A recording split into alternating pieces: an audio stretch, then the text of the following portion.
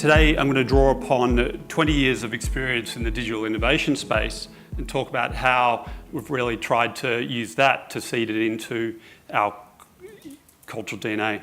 So I've worked in startups, I've worked in multinationals in Australia, I've worked for Telstra, I've worked for Census, I've worked for Medibank, Foxtel. And along the journey, I've obviously had a number of personal failure moments.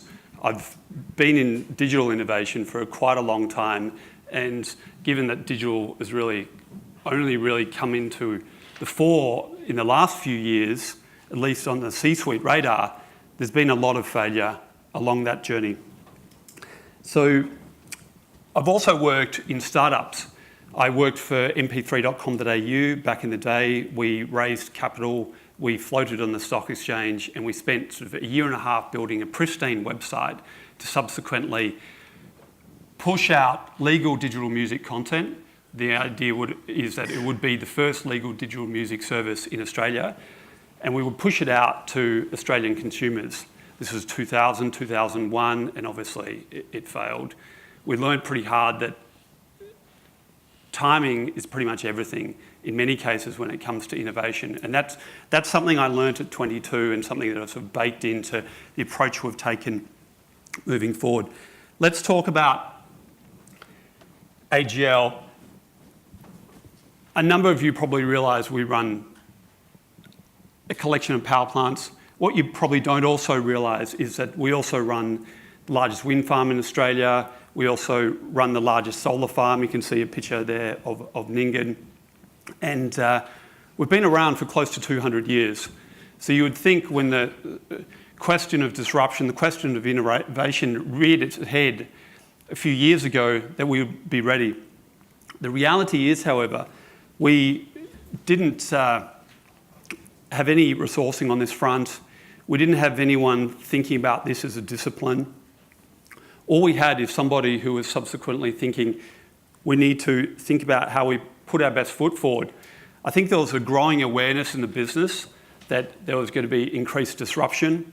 I love this slide because it's 1901, obviously a street peppered with lots of horses and carts, and you can see a solitary automobile. The disruption for our industry will perhaps not be as profound.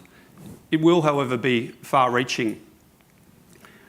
And this is all coming down to the pace of change. It's an old rubric, but we know the pace of change is increasing every day.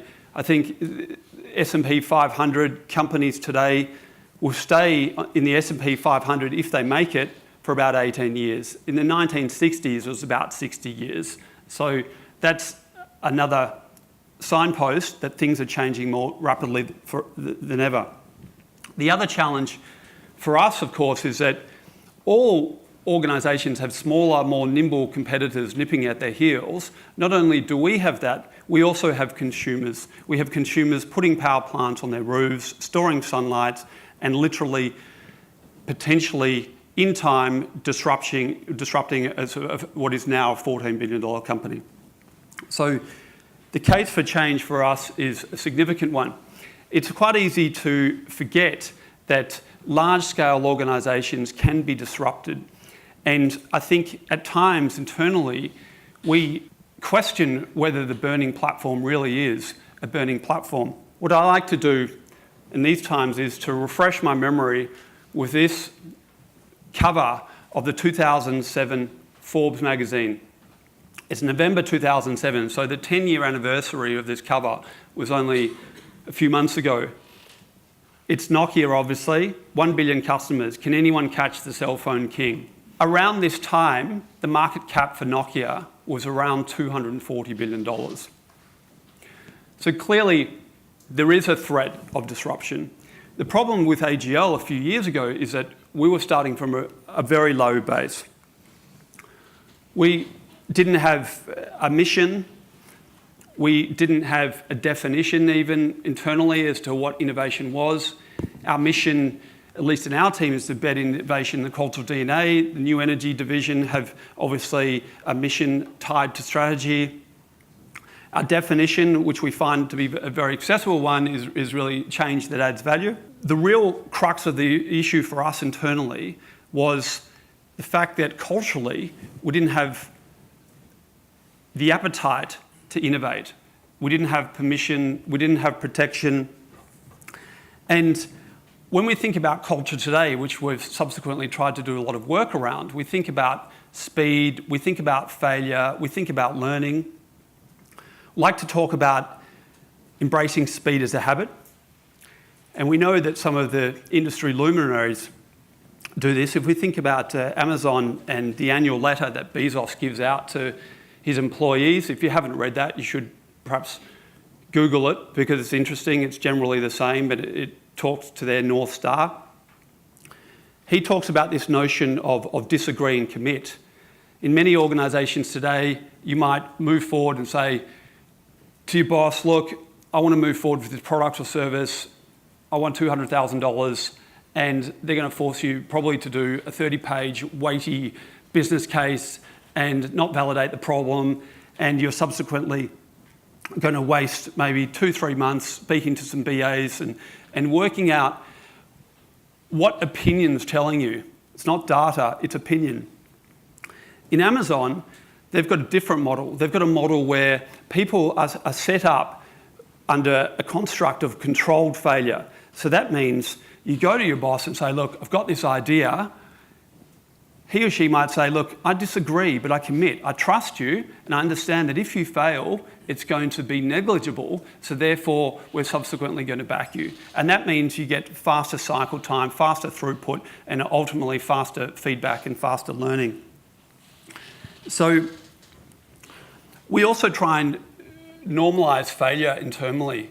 We try and diffuse it, and it is intimidating, obviously. In fact, someone else I was talking to who talks about failure, she was saying that in AGL, in Australia, people prefer to be called a moron than they do a failure. And I think that's generally quite true. And the way we talk about diffusing this is by looking at reframing the articulation of failure. So we look at how we move away from what I like to refer to as true failure, which is the idea of sort of big loss of time or money or perhaps reputational damage, and perhaps moving to a world where you have consistent placing of small intelligent bets. Because under that scenario, you only have two possible outcomes. You really have winning and you have learning. Because the failure should always be viewed as a learning opportunity. And what we do internally is try and build into our operating constructs around innovation elements that really reinforce the importance of learning. So we've crafted a design framework for taking ideas from concept to commercialization, and in that we hold up high and we cherish the principle of data from day one. So we don't want to sort of launch anything without having the ability to garner learnings, garner data in the first, ideally the first day. And obviously this doesn't have to be a fully fledged digital dashboard. It literally could be somebody watching how customers interact with a sort of like a pretend prototype, etc.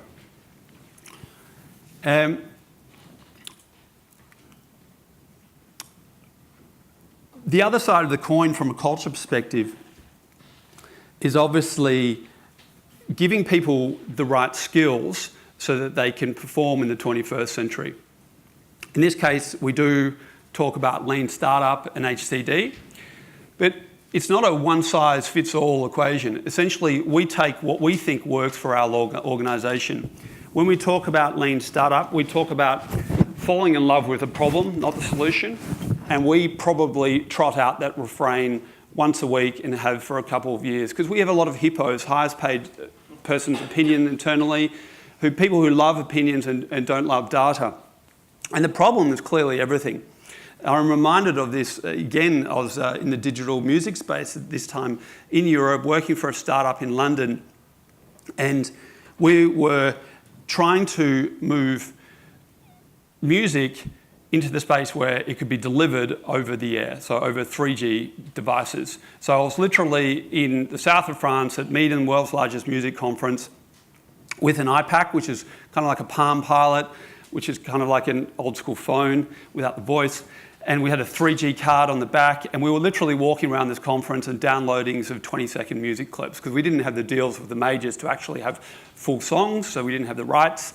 A lot of people were enamored with that technical concept. The feasibility was probably there. The desirability certainly wasn't there at that point, and that was predominantly because of the high costs of data. A year later or so, I was working in the global product team at Orange, and again, we had delivery of digital music over mobile phones. However, it was only 300 tracks from some of the majors, and it never really went anywhere. So I learned that, falling in love with a problem is everything, because if we'd sat down with many of our customers and sort of said, is this something that's feasible, we wouldn't have spent all my life, maybe 3 years, investment. So I don't want to dwell too much on human-centered design because I think we generally get the value. I will talk to two tenets that we roll out when we do our pitch on this internally. One is that we actually do call it human-centered design. We don't call it design thinking. We find design thinking perhaps a little bit confusing. We don't want it any more opaque than it has to be because some of these disciplines are quite challenging. And when we talk about human-centered design, especially to the C-suite, we really talk about the value it can actually bring to an organisation. We don't talk about literally going out and doing ethnography and UX, etc. That's a conversation for another day. So we'd like to tell the story about how the health division of GE, an $18 billion division, went out to build a whole raft of new MRIs. And they spent millions of dollars, spent months, and the chief engineer at the back of it was really proud. And he submitted their new piece of hardware, so their new MRI machine, to a design award. Then he got invited down to a hospital to see his MRIs in action. He stepped into the hospital with a sort of stark white lighting and bleach-stained floors, turned a corner to the medical imaging department only to see sort of a father on his knees hugging his 5-year-old daughter saying, it's okay, it'll be over in 10 minutes. And of course they were talking about an MRI, and it turns out in the US, 80% of children have to be medicated if they're going to go into an MRI. It turns out that children and adults are very intimidated by the loud noise the MRI makes. So he subsequently went and did some human-centered design training and came back with an eloquent problem, a solution to the problem, and that was really producing a whole bunch of stickers and turning that MRI into a spaceship and then crafting a narrative for the doctors to tell to the children, which was literally, you're about to enter a spaceship, and when you hear the loud noise, the spaceship is taking off. And that obviously led to a decrease in the number of children who were medicated. It reduced costs, and it subsequently increased CSAT by 90%. And the proof in the pudding was apparently one child saying to his father, look, the next day, can we do this again? So these are some of the elements we try and weave into our North Star. Our North Star is really growth through innovation that is repeatable, sustainable and scalable. We come back to this time and time again. And whilst on paper it seems in theory relatively accessible, ultimately what we're doing is driving change. And I think anybody who has worked in the space of change previously would attest it is quite challenging. I'd like to leave you with this quote from Sheryl Sandberg. We trotted it out for a hackathon that we use to subsequently reinforce the importance of speed, failure, learning. We run those on a regular occasion. We know they're subsequently working because we've got sort of like a ton of different parts of the organisation putting their hand up and saying they want to do something analogous. What would you do if you weren't afraid? Thank you.